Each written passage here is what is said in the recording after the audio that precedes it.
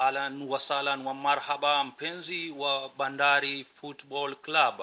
Hii ikiwa ni mojawapo vile vipindi vyetu vingi ambapo linakujia kwa jina la Kula Wao.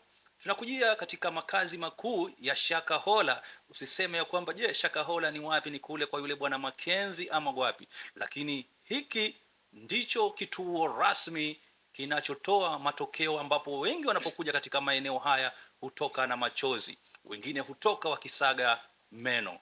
Lakini leo hii niko na mgeni, labda nitakapojitambulisha mimi kabla ya yeye, kwamba kwa majina mie wananifahamu kama Fadhili Mzee, kwa jina lile la utani wananitambua kama Mpasua Mwamba. Leo nikiwa niko na mgeni wangu kwa upande wangu wa mkono wa kulia. Huyu ni mkufunzi mwenye tajriba ya juu kabisa, mkufunzi ambaye ameweza kucheza mechi zake za kimataifa, vile vile amewahi kuwa katika timu ya taifa. Lakini yote haya mazuri ninayosema, kwa nini yapakue mimi wakati mpishi mwenyewe yuko jikoni, anajua kwamba katika mapishi haya aliweka mdalasini kiasi gani, aliweka iliki kiasi gani, vile vile aliweka tangawizi ya kiwango cha aina gani. Mkono wangu wa kulia yuko mgeni wangu, dada mmoja mrembo kabisa, ataweza kujitambulisha kwa jina lake, alafu tutaweza kuendelea kuanzia hapo. Mambo vipi dada? Poa sana. Uko poa? Yeah, niko poa. Karibu sana. Lakini ninaposema karibu kwamba wewe pia si mgeni wa maeneo hii, ni kama ambaye hapa ni nyumbani. Labda kwa niaba tu, kwa faida ya mtazamaji shabiki wa Bandari, kwa majina yako. Okay, kwa majina kamili ni Linda Seda. Kwa jina la utani ni La Seda 13. Hiyo ndio yatambulika kama mchezaji, La Seda 13. Yeah, hata coach pia anaitwa coach La Seda 13 ama coach Seda. Zote zinawaka. Tukisalia hapo La Seda 13, hebu nieleze La Seda 13. Asilia ya La Seda 13 ilitokea wapi? La Seda ni majina yangu yote matatu, ambapo L ina stand for Linda, hiyo A Adhiambo, then Seda. 13 ni jazz number, so La Seda 13. Hii jazz number 13 ni jazz number ya timu gani? Ni jazz number ya Alex Morgan. Alex Morgan ya USA. Yeah. Mojawapo ya watu ambao katika maisha yako ya michezo naonekana ulikuwa unapendezwa zaidi, unavutiwa na yeye. Yeah, amenivutia sana cause vile anacheza fiti, alafu pia vile anajibeba kama mwanamke, anajibeba pia poa. Cause kuna ile kasumba kama unacheza mpira watu wanakuona kama tofauti, yani kwa macho ya jamii. Yeah. Sasa jambo linalofurahisha ni kwamba wewe ulichagua namba 13. Ziko katika historia za nyuma ambapo wachezaji wengi hata katika mashindano yale Safari Rally watu kwa wakikimbia sana jazz 13. Lakini hayo tutayazungumza leo lakini namba 13 iko na historia ndefu kiasi. Lakini tukiwa leo hapa Seda na Bandari Queens, uhusiano wako wewe na Bandari Queens, wewe ni mkufunzi ama ni naibu mkufunzi katika Bandari Queens? Mimi Bandari Queens ni assistant coach Bandari Queens. Yeah. Although nilikuwa mchezaji, but for now nimekuwa coach juu ya injury. Nimecheza mpira since nilikuwa mdogo. Nilianza na timu ya wavulana inaitwa Daytona FC ya toka Maweni. Hao ndo nilianza nao kucheza nao. So vile nilianza nao ilikuwa easy nikienda kwa timu za wasichana. Yani na outshine. So napata nilianza cheza na watu wazima kama niko mdogo. Na hiyo ndio imenijengea jina mpaka sasa hivi. Yeah. Na iko historia fupi ambapo kuna wakati uliweza kuhusishwa na katika timu ya taifa? Nilipomaliza Form 4 nilichukuliwa under 17 2011, na pia hivi majuzi 2023 nimekuwa kwa ile Sand. Harambee Starlet Sand. Yeah, ile ilienda Tunisia. All right. Vile vile vipi ulijipata katika timu ya Bandari Queens? Ni kulingana na historia yangu, pia nimekuwa nikikoach timu ya wavulana ya Good Hope Soccer Academy enye nilianza nao since wako county na kufika sasa tuko division 2. So kulingana na ile kazi nimekuwa nikifanya pale, ni kazi imekuwa ikijiuza, si ati ni watu wamekuwa wakija wakiona, so nikawa recommended pia hapa kulingana na Kenya wamekuwa wakiona nikifanya. Katika safari yako ya ukufunzi umeniambia historia ya Daytona. Kiujumla naifahamu Daytona kwa sababu kwa upande wangu pia mimi ni mzaliwa wa sehemu ya Maweni kule. Nafikiri kwako ni timu ambayo ina historia ndefu katika Maweni Primary School pale. Ni uwanja ambao ukijaa maji sana wakati mvua ikinyesha. Watu wana train mara moja kwa mwezi. Lakini sasa unapokuja katika timu ya Bandari, wewe katika masuala yako ukufunzi, filosofia yako ni gani katika swala la ukufunzi? Filosofia yangu mimi kwa swala ya ukufunzi, mimi upenda mpira snake ball. So tunapenda to build ile confidence, wachezaji wawe na confidence ya kucheza. Cause mostly unapata timu yangu mara nyingi kuwa na hizi young talent. So nawafunza tu confidence ya kucheza. Cause tukisema tuanze kupura tutaweza. Cause wengi wao ni wadogo na ile ya power play mara nyingi ataka watu energetic, physical wako vizuri. So vile mimi na deal na watoto mostly ni snake ball. Yeah. Na the same ndo tumekuja nao pia hapa Bandari, tunatengeneza mpira, tunaicheza kuanzia kwa kipa mpaka finishing, tunajenga mpira. Ile blending kati ya wewe, kwa sababu ulitoka katika timu ya Good Hope ambao ni ya vijana wale wa kiume, unakuja katika Bandari Queens, mwingiliano wako na Bandari Queens, so unaweza kurate ni wana namna gani? Hatujatofautiana sana, tofauti tu ni vile hao ni wanawake na wale ni wanaume, lakini mpira ambao inachezwa bado ni ule ule tu moja, haujabadilika. Kwa sababu pia nimekuja huku nikapata pia si watu wa kucheza power play, ni watu wa kutengeneza mpira, wanacheza pattern, so inakuwa rahisi mimi kujel na wao. Katika kikosi chako wako wachezaji ambao wako na vipaji tofauti, imekuwa rahisi kuweza kuwa pamoja na iwapo kama kwa mfano namjua Happy, uchezaji wake ni namna hii na talent yake either ni mbio, na huyu mwingine ni mtu ambaye yuko slow lakini ana hold ball. Je, umeona kwamba imekuwa ni rahisi kuweza kuingiliana na mwenye yule ambaye yuko slow kuweza kushikana na ule ambaye ni mtu wa mbio? Yeah, through training inakuwa easy. Cause ule wa kukimbia kuna moment za kukimbia na kuna moment za kutulia. So tunawafundisha tu hizo moment, wajue tu hizo moment. Which moment anafaa awe on run na which moment anafaa atulie. Kuna wakati mwingine labda mchezaji anafanya makosa uwanjani. Wakati ule mchezaji amefanya makosa, wewe huwa unamrekebisha ama kumkosoa kwa njia gani?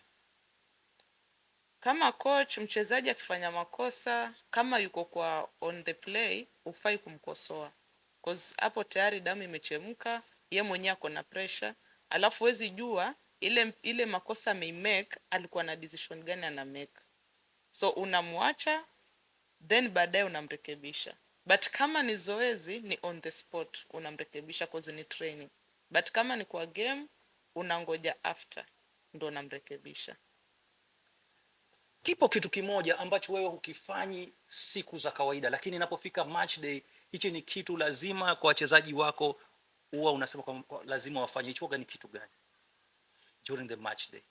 Leo ni siku ya Jumamosi kwa mfano, na ni siku ya mechi, ni kitu gani hicho lazima kwamba wachezaji wako wamefanya?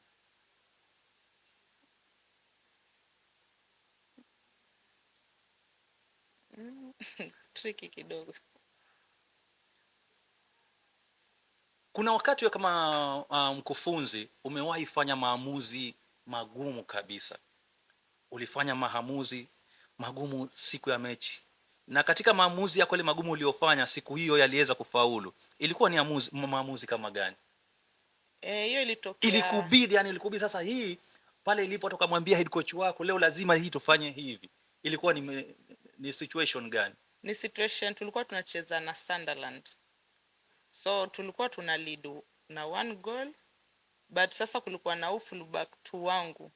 kila tackle akifanya na referee anaika caution na alikuwa shampa yellow. Sasa nikiangalia bench yangu ilikuwa sina fullback tu, ule mwenye huko ni keeper.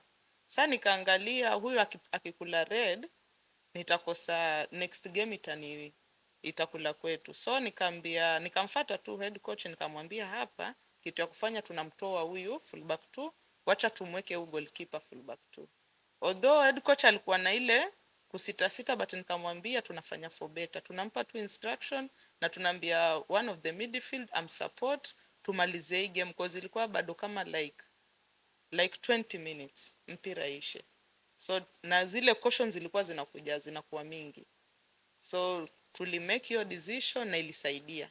Mlikuwa kwa away ama nyumbani? Tulikuwa away. Na maplayer wenyewe pia walivyomuona yule anaingia 3 walikuwa na ile kushtuka kwanza. Nikamwambia angalia, tutulieni tucheze tu mpira, msiwe na wasiwasi, tumsupport tucheze.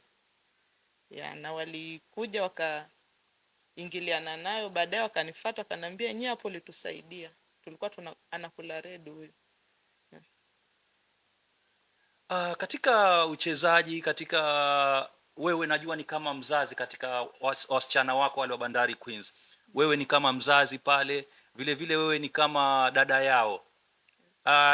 Zipo ama iko wakati ambapo wanakosana pia wao wenyewe kwa wenyewe, wakati kama ile kumetokea sintofahamu kati ya wao kwa wao, wewe hutumia njia gani labda kuwaweka pamoja kama mzazi ama kama big sister wao, hutumia njia gani? Ile wakati wanakosana, cause hizo ni vitu ziko kwa timu, hata kwa men utapata kuna sometimes wanakwaruzana, watapishana tu kidogo, na kwa wanawake hizo vitu ziko sana. So why ikitokea kitu kama hiyo, mara nyingi unaangalia nani yuko juu na nani yako chini. Sasa ule mwenye yuko juu ndio mimi mchukua kando, namwambia njoo, na unaangalia jinsi utakavyomtuliza, cause akiwa juu na huyu akiwa juu hakuna kitu mtaongea hapo. So wanachukua ule mwenye ako juu kidogo na mwambia njoo tuongee kidogo hivi. Tunatoka naye katika hiyo scenario, tunaongea tu kama tunapiga ile story, najaribu kumueleza ata understand. Na hiyo story tunamaliza, then tamfuata na mwingine, ndasione mbona mimi. Huyu mwingine pia tutaongea, then tawaita kwa pamoja. Sasa tuongee kama wako pamoja hapo, ashaka mdamu. Kuwapatia motisha katika wachezaji wako katika ile njia ya kuwa motivate wakati amefanya jambo zuri, huwa unawamotivate kwa njia gani wewe kama coach Seda? Sasa ajua wewe ni dada yao, kama vile nilivyotangulia kusema, ni dada yao, ni sister yao mkubwa, ni kama mama yao kwa wengine, kwa sababu labda kiumri wengine hata umewagawa umri wao kwa mara mbili. Wewe je, uwaga unawamotivate njia gani? Motivation is not necessarily ati kwamba it's a monetary thing, ama sio hivyo. Kitu nimegundua na wachezaji wanapenda kuwa recognize. So unapata mtu akifanya kitu fitu, kimwambia nice one, anasikia raha. Utasikia mwingine akisema mbona mimi huko umeniambia? So inabidi unaeka macho yako pale upate ile moment ya kumwambia naye pia nice one, na feel too fit. Iwapo leo msimu utaisha wa NSL, ile Women NSL,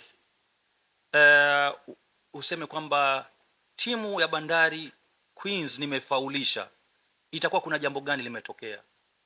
So target yetu sasa sisi ni kupanda Premier. Tumechoka kucheza hapo NSL. So hiyo ndo tunapigania, ambapo tukifaulu tu kufika hapo tutasema yes, tumeachieve our goal ya this season. Ndoto yako wewe kama mkufunzi, ndoto yako binafsi kama mkufunzi, uko na ndoto gani kama mkufunzi, coach? Mimi kama mkufunzi mara nyingi usema si ati timu niipandishe niipeleke, no. Hiyo itakuwa ni achievement ya pamoja. But kama mimi upenda, cause mimi nilikuwa once mchezaji. So ndoto yangu mimi ilikuwa ni kuwa professional and international player, na sikuweza kuiachieve. So mimi hupenda ule mtu amepita kwa mkono yangu nimuone one day ile mpira imemlipa, ameachieve ile mimi nilitaka kuachieve. So hiyo ndo ndoto yangu mimi kubwa so far. Asante sana. Huyo amekuwa ni kocha Seda. Huyu ni kocha Seda, kama vile nilivyotangulia kukwambia ya kwamba huyu ni kocha mwenye tajriba ya hali ya juu, vile vile yuko na vibali vya CAF ambavyo vimekuwa certified by CAF, FIFA, na vile vile amekuwa ni mchezaji ambaye ameweza kuchezea timu ya taifa. Labda nikirudi tu kwa upande wake kwa swali moja tu, kwa upande coach Seda, iwapo leo utaitwa tena kwenye timu ya taifa, wewe sasa kama mchezaji uko tayari kurudi kwenye timu ya taifa? Mimi niko tayari wakati wote. Ama itapendeza ukiitwa kama mkufunzi? Wowote mimi niko tayari. Kama ulivyosikia, basi ni wanapokuambia ya kwamba hapa Bandari ndiyo jumba la talent, jumba wenye wakufunzi ambao waliohitimu kwa viwango vya juu, wakufunzi ambao wamecheza soka ya hali ya juu. Leo ilimekuwa kwamba ni fursa ya coach Seda. Ana mengi amesema, ana mengi vile vile ambao bado hajapata fursa ya kuweza kutueleza. Mechi yetu itakayofuata Bandari Queens ni mechi gani coach Seda? Inayofuata ni clash ya top of the table, Bandari Queens na Mathare United. Mathare hapo nyumbani. Mechi hii itachezwa lini? Itachezwa tarehe 20 na mji wa Nairobi. Mji wa Nairobi. Nambari 1 na nambari 2. Na nambari 2. Tofauti ya point kati nyinyi na Mathare ni gani? Point 6, wametuzidi na point 6. Sawa sawa. Kumbuka pia mechi iliyopita kwamba msikilizaji, mtazamaji, mechi iliyopita timu hii ya Mathare Queens iliweza kuchabangwa na Mombasa Olympic katika mji huu wa Mombasa, mechi ambayo Bandari Queens waliisemea alhamdulillah, kwa sababu yeye kupigwa katika mechi ile ilileta neema na manufaa kwa upande wa Bandari Queens. Kutoka kwangu sina lengine la kusema, ninalosema tu kwa kauli moja na coach Seda, tunakwambia ya kwamba kula wao. Kama wezi raha usije Mombasa. Kama wezi raha usije Mombasa. Kama wezi raha usije Mombasa. Asante.